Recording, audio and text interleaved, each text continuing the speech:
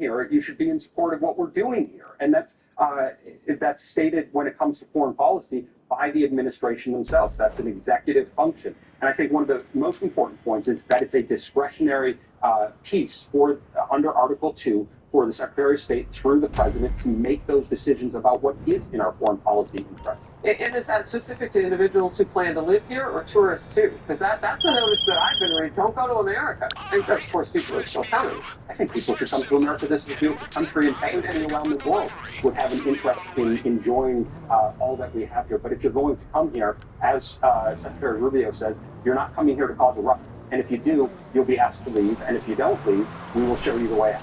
All right. Do they have the same constitutional expectations for the First Amendment as we do as citizens? They don't. And there are limits on the First Amendment, even for those of us who are citizens. But as you step down in the status that you have less rights to be here, and you have discretion in the executive to make certain decisions in that regard. Well, so much for being out of office. New trouble for former President Biden and his inner circle. What, now he's a victim? A batch of upcoming books with some explosive reporting. Was President Trump actually able to define what a woman is? Since its inception, Mossy Oak has been recognized by serious hunters as the standalone leader in tree hunting concealment. It was a natural progression to add large leaves of different sizes and natural colors to create full foliage. In case you're wondering, I saved it up for you. If there's anything I still got left in this Swiss cheese bread, it's priorities. You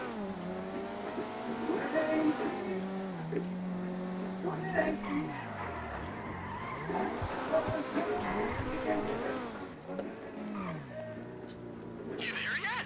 Trailer should be all ready for you.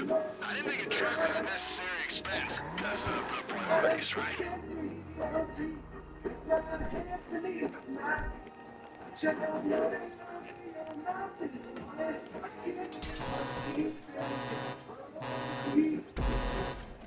Mossy Oak Grand Canyon, the world's most effective and versatile concealment system, as you covered. Once you got it hitched, bring it back onto the freak shop and let's What's going on, y'all? In this video, I want to show you how, as an agency owner, you can use ListKit's intent data to get lists of leads that are looking for your agency services. So if you're inside your ListKit account and you have intent data, you're on the scale pen or above, you go into intent data, you click buying intent, and now you type in whatever's related to your agency. Let's say we're a TikTok marketing agency. We'll go in here and click or enter TikTok, and there's TikTok marketing, TikTok advertising, TikTok shop. These are great keywords for a TikTok agency. Let's say we want to do influencer work, influencer marketing, social media travel influencers, right? Let's say we want to do SEO, video SEO, multilingual SEO services, SEO, right? SEO is not obviously relevant, but let's say we do web development. We have web development company, mobile web dev.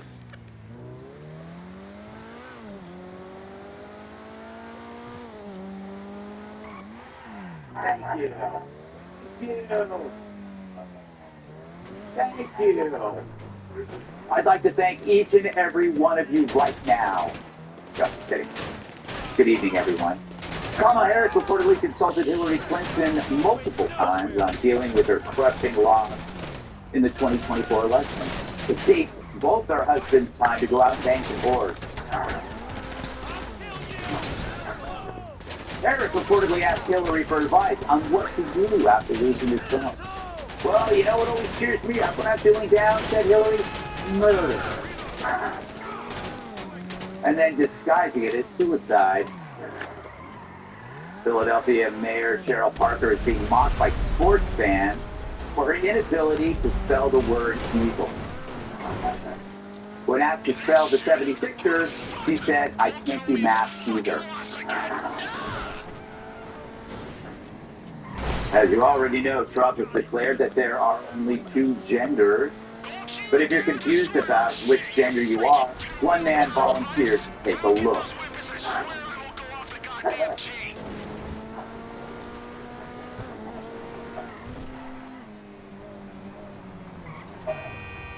I can get 2 cigars in there. Kamala Harris has established a new company called Pioneer 49. She says it's a combination of her Secret Service code name and the number of states there are. Oscar nominations were just announced, huh? As usual, Nancy Pelosi's face is favored to win for Best Special Effects. Piece of shit. Spirit Airlines has introduced a new dress code for passengers that will ban skimpy outfits. Guess it means you're flying Frontier, Larry.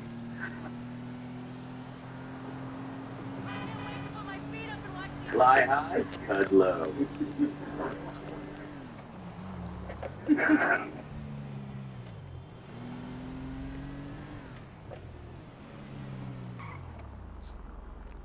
Shake and win millions of prizes with the AliExpress $1 challenge.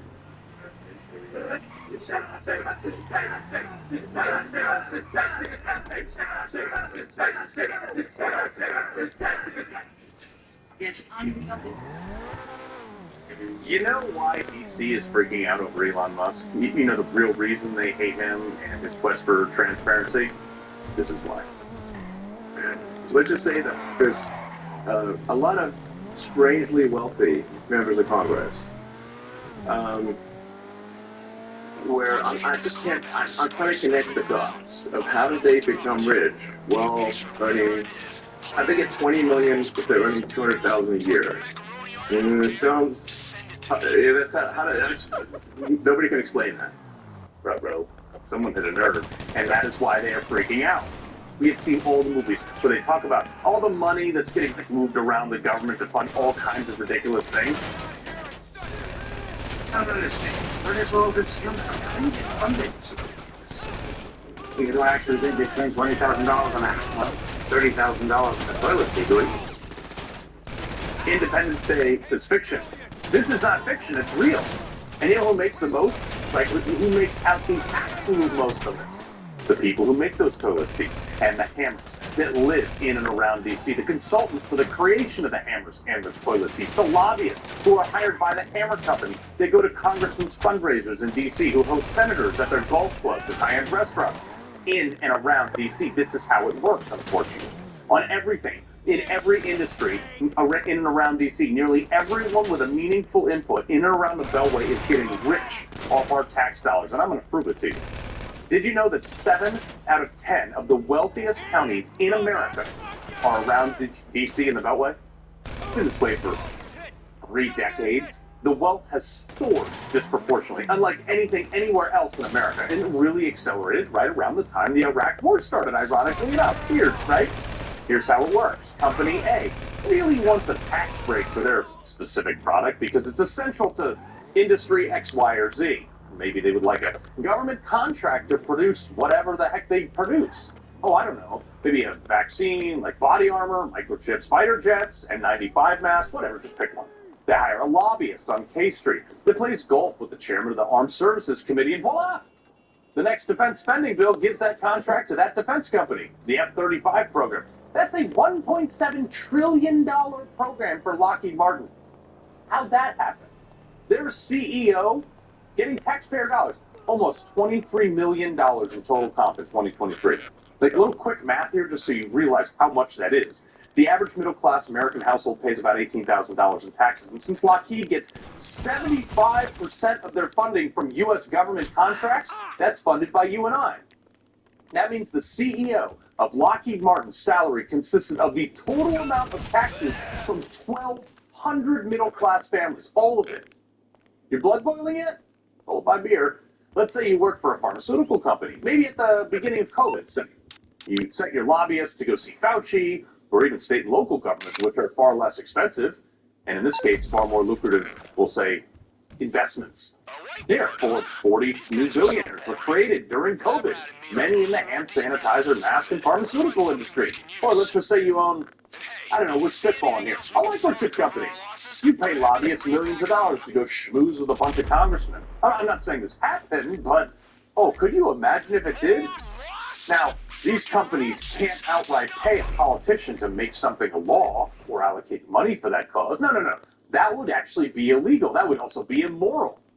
Well, let's just say, I don't know, a little known company. I'm just going to make one up here. NVIDIA met with a lobbyist who then met with some congressmen, and all of a sudden there was a weird coincidence where a bunch of congressmen bought this stock. In fact, it is the largest single stock held by congressmen. And then miraculously, a $280 billion bill gets passed that pumps money into chip companies. So strange, right?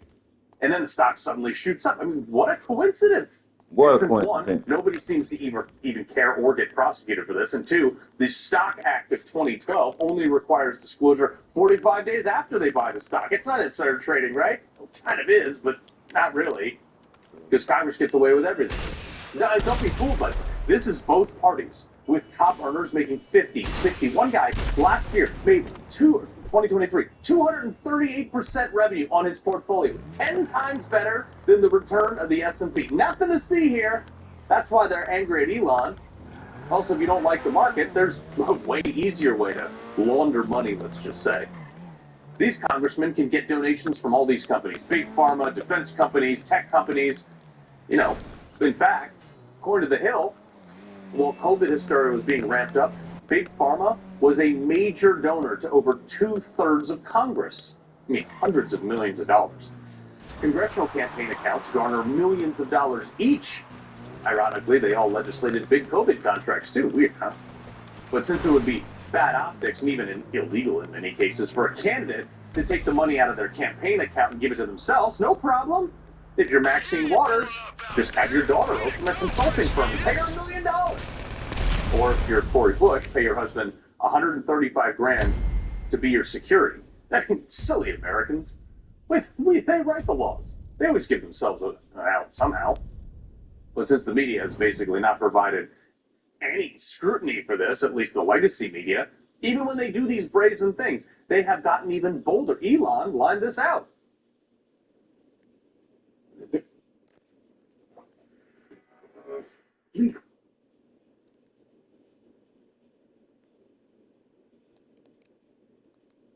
There is a massive amount of corruption, but it is circuitous. So what happens is there's money that, obviously it's your taxpayer money, that is then sent to various government organizations who then send it to NGOs, which an NGO is a non-governmental organization, but obviously it's a government-funded non-governmental organization. It's just an organization. It's just the government.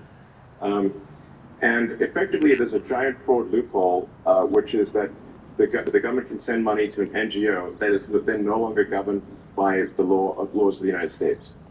So they'll send the money overseas to one NGO, then they'll go through a bunch of them, and then I'm highly confident that a bunch of that money then comes back to the United States and lands in the pockets of the people you just mentioned. I mean, nobody else can explain that, but when you challenge it, they all freak out. Oh, no, we're not doing that, and you get called the tinfoil hat guy. Now, look, how did Nancy Pelosi, who her husband were worth maybe a few $1,000,000 in 1987, they're worth over $200 million now. Mitch McConnell, this guy has never had a salary or any type of income over $200,000 a year. Yet he is worth $34 million. If he had saved everything he had ever made, every single penny, he still wouldn't have accrued that kind of cash. But he did. Chuck Schumer, he's worth $75 million. Elizabeth Warren is literally a socialist. She's worth $67 million. Obama went into the White House essentially with no notable net worth whatsoever, and now he's worth $70 million with houses in D.C., Martha's Vineyard, and we're talking like MTV crib-style houses. This is why they hate Trump and Elon, because they are calling out the fact that USAID spent over $100 million on 104 wells in Africa, and nonprofits are doing them for $9,000 a pop. Why is the government spending $990,000 more dollars per well? Is it coming back to politicians' pockets? I mean, deductive reasoning might suggest. Where do you think that money's going? They're not investing in Africa with wells. Elon's onto that, and that's why they don't like it. He loves the Constitution. He fights for what's right. He hates the bad guys.